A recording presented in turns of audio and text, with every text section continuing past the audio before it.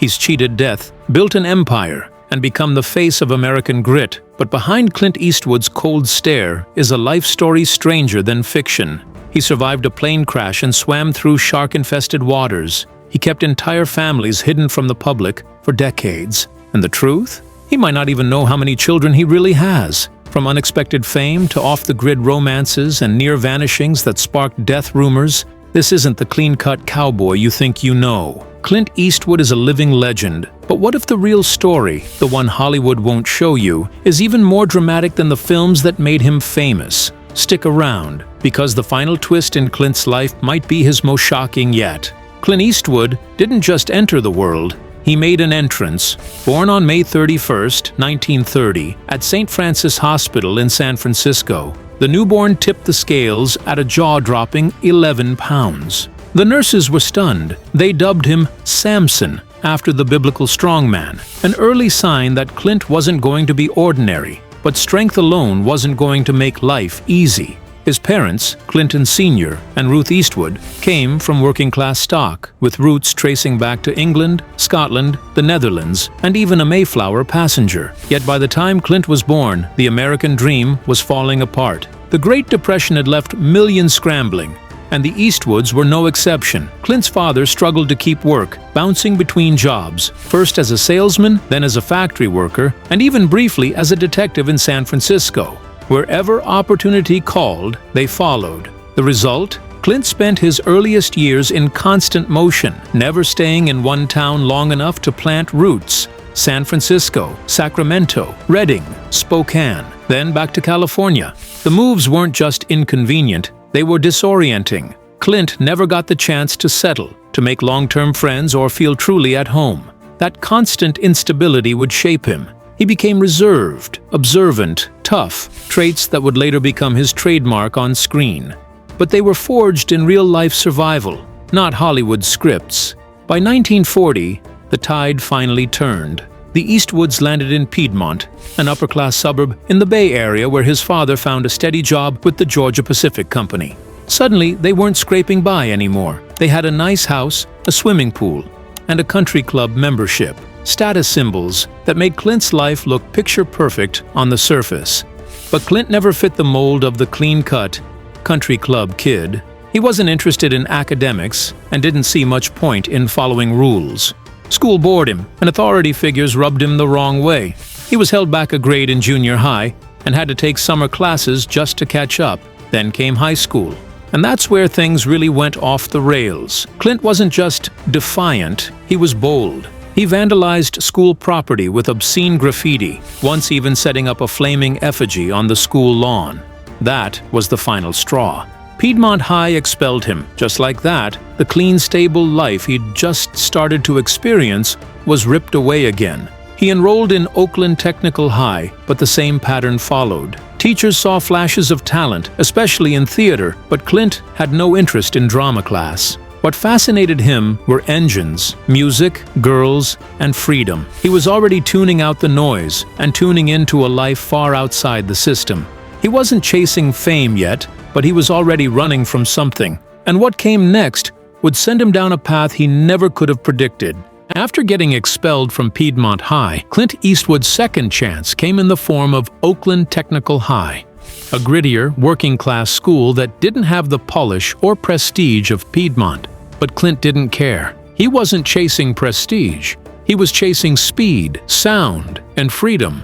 At Oakland Tech, some teachers spotted his potential. They tried encouraging him to act in school plays, sensing a presence in him, even then, that drew attention. But Clint had zero interest in stage lights. His idea of performance wasn't in front of an audience. It was behind a piano, in a garage, or behind the wheel of a fast car. He spent hours rebuilding engines, racing down back roads, and practicing piano until his fingers bled. One friend recalled watching him play until his knuckles cracked, driven not by ambition, but obsession. He could have been a great athlete too, maybe basketball, but Clint preferred solo pursuits, tennis, golf, music, machines, things he could control, things that didn't talk back. And school? That was optional. Official records are murky, but most believe Clint never actually graduated. According to his longtime friend Fritz Maines, Clint just stopped showing up one day and never looked back. Instead, he couch-hopped with friends, lived out of spare rooms, and drifted. No clear direction, no big dream, just raw instinct and the confidence that something would happen eventually.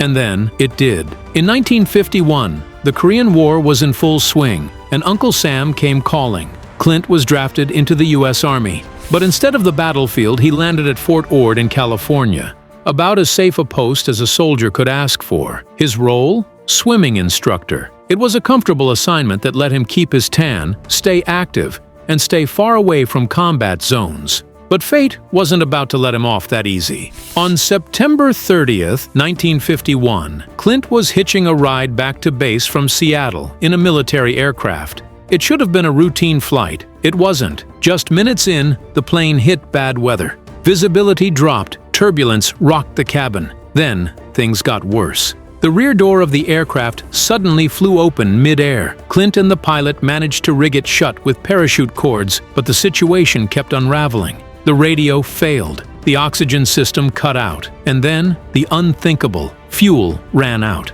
Somewhere off the coast of California, in the freezing Pacific fog, the pilot was forced to ditch the plane into the ocean. No GPS, no rescue team, no certainty they'd survive the next 5 minutes. Clint managed to inflate a life raft, but a rogue wave flipped it, throwing him into the water. He started swimming, freezing, disoriented, hallucinating. Estimates say he swam over 2 miles through dark, frigid waters, surrounded by sharks, just to reach land. Hours later, he stumbled onto a rocky beach and made his way to a remote RCA radio station. He was barefoot, soaked and half delirious, but alive. So was the pilot. That moment, nearly drowning, nearly disappearing into the sea, never left him. Years later, when he starred in Escape from Alcatraz, critics praised the realism of his scenes in the icy bay. What they didn't know, he'd already survived something far worse. But the most unbelievable part? That wasn't even the last time Clint Eastwood would cheat death. After barely surviving a plane crash, most people would slow down. Clint Eastwood did the opposite. Back on dry land, he returned to odd jobs just to keep the lights on, logging trees in Oregon, pumping gas, playing ragtime piano in Oakland bars. At one point, he was working at a pulp mill. Not exactly glamorous beginnings, but that raw, working man grit, it stuck with him forever. Then, it happened. The kind of break you can't plan for. A friend invited Clint to a party in Malibu, where a casting assistant happened to be scouting fresh faces. They saw something in Clint, tall, striking, that silent intensity. Before long, he landed a meeting with Universal and scored a contract. But acting? That part came later. First, he was cast as a glorified extra, just background filler with a square jaw and a steely stare. In 1959, after bouncing through a few forgettable roles, Clint landed his first big part, Rowdy Yates on the TV show Rawhide. The show was a hit, and Clint was suddenly in every living room in America. But it wasn't Rawhide that made him a star, not even close. That moment came thousands of miles away in Italy. Director Sergio Leone was crafting a gritty, reinvented Western, and he needed someone who looked dangerous without saying a word. Clint was perfect, a fistful of dollars, followed by For a Few Dollars. More and the good, the bad, and the ugly. Introduced the world to the man with no name. The anti-hero with a squint, a slow drawl, and a faster trigger finger. These weren't just cowboy flicks, they were a revolution. Eastwood had gone from background actor to global icon without ever really changing who he was. But just as he became a star, his films were about to take a darker, more dangerous turn, and reality would soon hit closer than anyone expected. By the 1970s, Clint Eastwood was no longer just a cowboy. He was a one-man justice system. In Dirty Harry, he played Inspector Harry Callahan, a San Francisco cop who didn't play by the rules and didn't apologize for it. The role was a hit, a cultural lightning bolt. Suddenly, Eastwood wasn't just a star. He was a symbol of toughness, of vengeance, of the American man who handled business, no matter the cost. Critics called it dangerous. Fans couldn't get enough. Clint was rewriting the rules of cinema. Tragedy was creeping in behind the scenes. During the filming of The Eiger Sanction in 1975, Clint's team needed final shots for a dangerous mountain climbing sequence. Two expert climbers, David Knowles and Mike Hoover, were brought in. The footage was captured. The job seemed done. Then, disaster. A rock slide hit without warning. Knowles was struck and killed instantly. Hoover was badly injured. The scene was horrifying and made even worse by this chilling fact. The exact moment had been staged on camera just days earlier. Now, it was real. Clint was crushed. He nearly shut down the entire film out of guilt, but his crew convinced him to finish it, to honor the life and work of the man they lost. It wasn't the first time Eastwood had walked away from Wreckage, but this time, it wasn't just about survival. It was about responsibility, and that weight, it stayed with him. Meanwhile, Clint was still showing his comedic chops in the Every Which Way But Loose films, starring opposite an orangutan named Clyde. Somehow, only Clint could go from mountaintop death scenes to bar brawls with a monkey and still hold an audience. But behind the action and the laughter, something was shifting. His characters were getting darker, more complex, less bulletproof, and what came next wasn't just a shift in tone, it was a reckoning, one that would force Clint to confront not just villains on screen, but demons of his own. By the late 80s, Clint Eastwood wasn't just an action star anymore. He was becoming something more dangerous, introspective. The tough guys he played were still packing heat, but now they carried emotional scars too. In Firefox, he was a fighter pilot, gripped by PTSD. In Tightrope, a detective haunted not just by a killer, but by his own darkness. His character started making mistakes, showing regret, bleeding not just physically, but psychologically.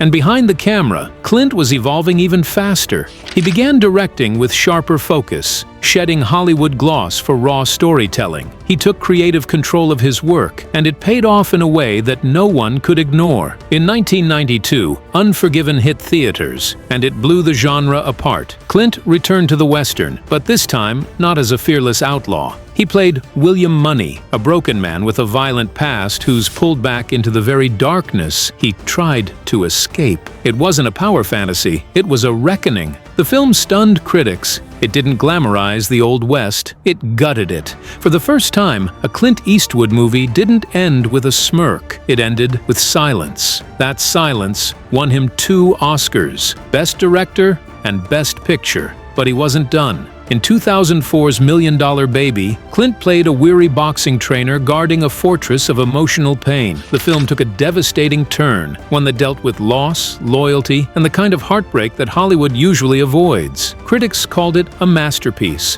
It won 4 Oscars. Then came Gran Torino, where Clint played Walt Kowalski, a racist, war-hardened vet, forced to confront everything he hates in others and in himself. It wasn't a comeback, it was a warning shot from a man who had nothing left to prove, but everything left to say. Even the titles felt heavier. Mystic River, Letters from Iwo Jima, Changeling. These weren't popcorn flicks. They were stories about grief, morality, failure, and truth. Clint wasn't just acting anymore. He was using film to work through something deeper: regret, guilt, legacy. But while the characters got darker, so did Clint's real life. Behind closed doors, the ghosts weren't just fictional, and what surfaced next would drag his private world into the public eye. Clint Eastwood built a career playing men who didn't follow the rules, and off-screen, that pattern followed him home. He married his first wife, Maggie Johnson, in 1953. On paper, it looked like the start of a grounded all-American life. But within months, Clint was already having affairs, some short-lived, others life-altering. And in true Eastwood fashion, the fallout was hidden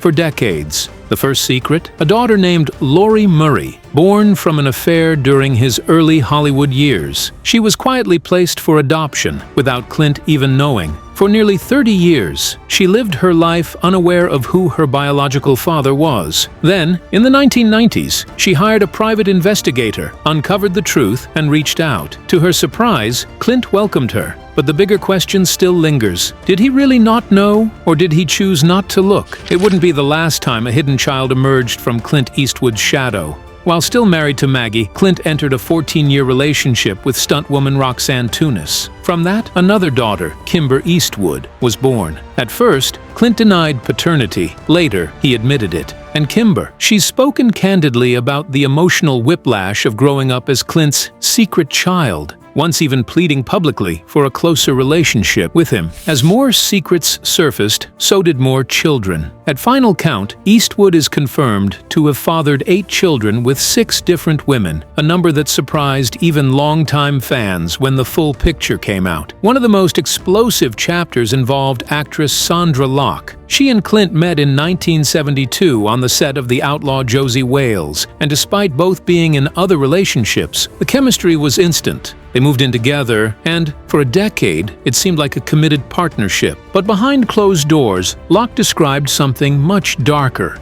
In a bitter lawsuit that rocked tabloids in the late 80s, she accused Clint of coercing her into multiple abortions, manipulating her career, and secretly building a second life with other women during their relationship.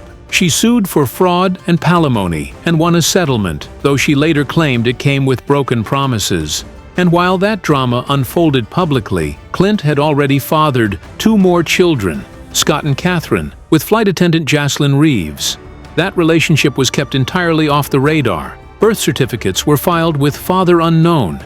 Years later, when the truth came out, it made headlines again. Scott Eastwood, now an actor in his own right, has opened up about their unconventional bond. He says Clint didn't hand him anything. No fast track, no favors. Just a lesson in self-discipline, work ethic, and showing up, even when it's hard. Clint's next major relationship was with actress Frances Fisher. They had a daughter, Francesca, and shared what appeared to be a softer, more stable bond. But again, it didn't last.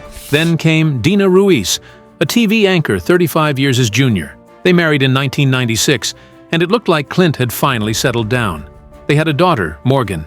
But when Dena agreed to appear in a reality show, the cracks started to show. Clint, always intensely private, hated the exposure. The marriage unraveled and ended in 2013. Clint has since found quiet companionship with restaurant hostess Christina Sandra, a relationship that's notably low profile. No tabloids, no headlines, just the quiet stability he seems to have searched for his entire life. And through it all, Clint has managed one impossible balancing act, keeping his blended, complex family mostly intact. He's been seen at events with multiple exes, children from different mothers, even grandchildren, laughing, hugging, smiling. It's not the clean story Hollywood loves, but it's the one Clint Eastwood lived. And what came next showed the world that, even in old age, he still had one final act left in him. While Hollywood tracked his every romance and box office win, Clint Eastwood was quietly building an empire, one property at a time. To the public, he was the gritty anti-hero with a 6-shooter.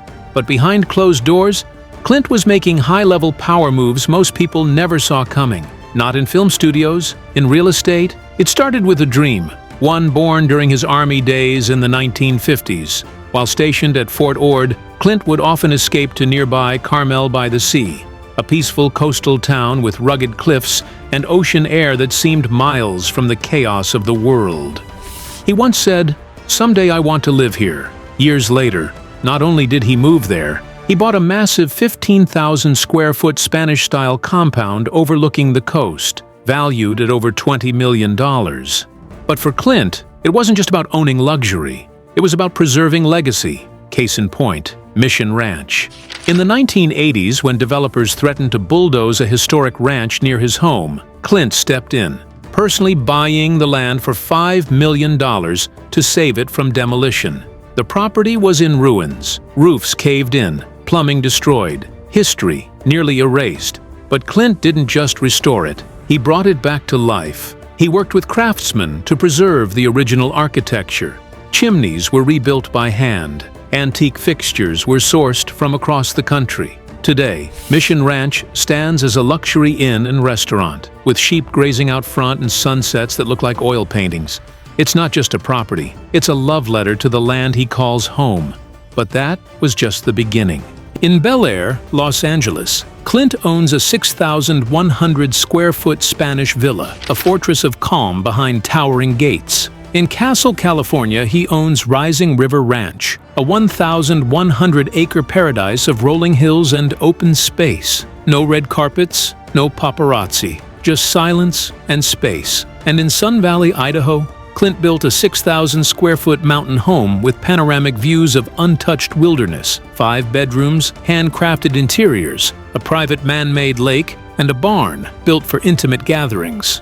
It's the kind of place most celebrities rent for a week. Clint built it for life. Then there's his beachfront villa in Hawaii, remote, peaceful, and featured on Mrs. Eastwood and Company in 2012. It's a place where Clint can slip away, surf the morning waves, and vanish from the spotlight completely. But perhaps his boldest project is Tahama Golf Club, a sprawling 2,000-acre development just outside Carmel. Not just a golf course, but a members-only sanctuary designed to fuse nature, art, and architecture. Clint helped design everything from the fairways to the chandeliers. Membership limited to just 300 people. This isn't just real estate, it's a private world built by Eastwood for Eastwood. Each property tells a different story. The mountains, the coast, the desert, the ranch, the sea, but all of them speak to the same idea. Clint Eastwood has spent a lifetime building places he can control. Quiet, private, timeless spaces where no script can change the ending. And as the world speculated about his health, his future, and his legacy,